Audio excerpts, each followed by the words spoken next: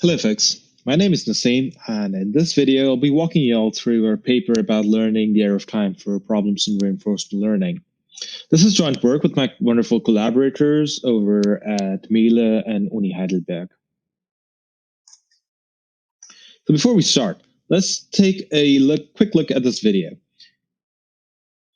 Now, if you're finding this video weird, and I'm sure you are, it is because it does not sit well with intuition.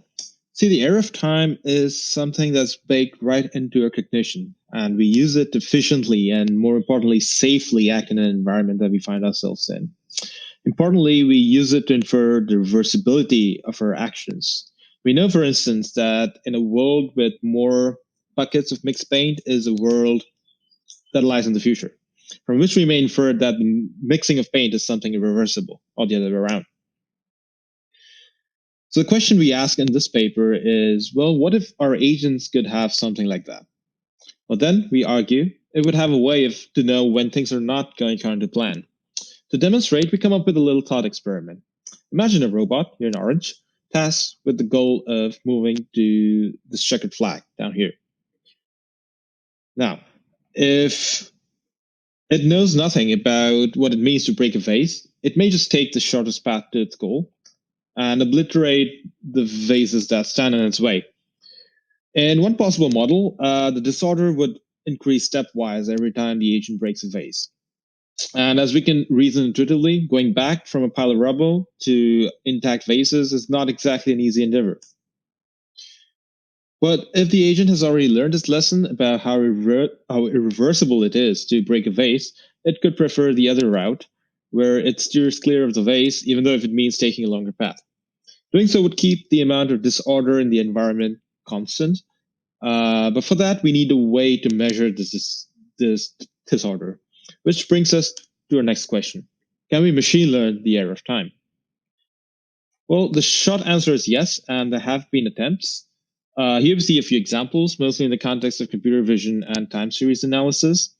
But in this work, we'll focus on how to learn an error of time in the context of reinforcement learning. And in particular, how it can be used to measure reachability, detect side effects, and define an intrinsic or a curiosity reward. To quickly recap, a MDP or Markov decision process is a process where the environment provides a state, which is a random variable. Now, a policy consumes the state and produces an action, which is another random variable, which is then fed back into the environment, which produces the next state, and so on until termination. Our idea is to learn a function, h, of the state, which is parameterized by a deep neural network. Now, this neural net, or the h potential as we call it, is trained to increase in expectation with the passing of MDP steps, which could be time in certain settings.